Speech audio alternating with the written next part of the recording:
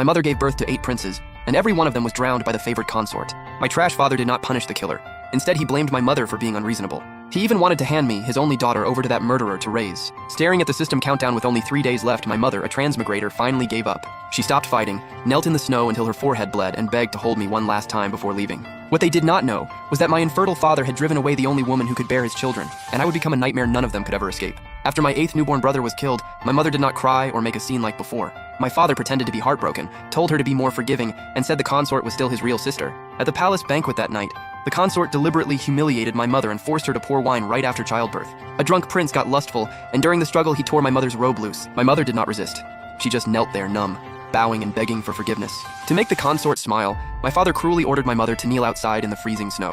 I hid in the shadows, watching her turn purple in the cold, and my heart shattered. My mother once told me in secret that she was a transmigrator bound to a luck system. Her mission was to give my infertile father heirs. Now all 9 chances were gone, and she would soon leave this man-eating world behind. After my father half-heartedly finished the banquet, he came back and put on a tender act for my mother. He warmed her frozen hands while blaming her for losing her temper.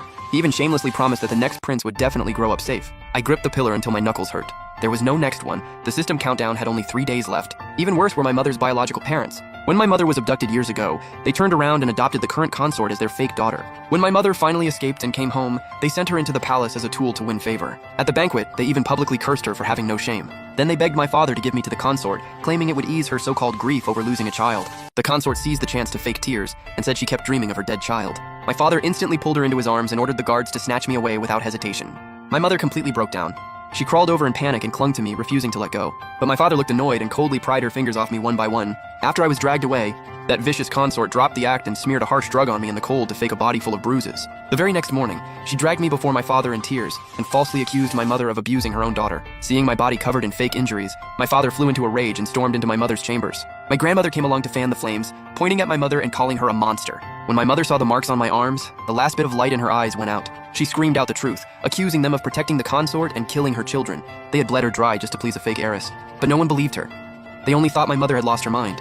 At last, my mother gave in. She collapsed onto the freezing floor and kept bowing until blood streamed down her face. She accepted every false charge, begging my father to let her hold me one final time. Only then did my father agree, like he was granting mercy. My mother stumbled over and held me tight, her burning tears falling against my neck. Through sobs, she said the system would not let her take me with her. Feeling her tremble in despair, I gently touched her head. I leaned close to her ear and whispered softly, "Mom, I am not leaving. If my father is an infertile loser, then I am the only rightful heir to this empire. I just wonder whether that mighty father of mine, and all those blood-sucking monsters, will still be smiling once my mother is gone, and the whole court learns the truth about his infertility."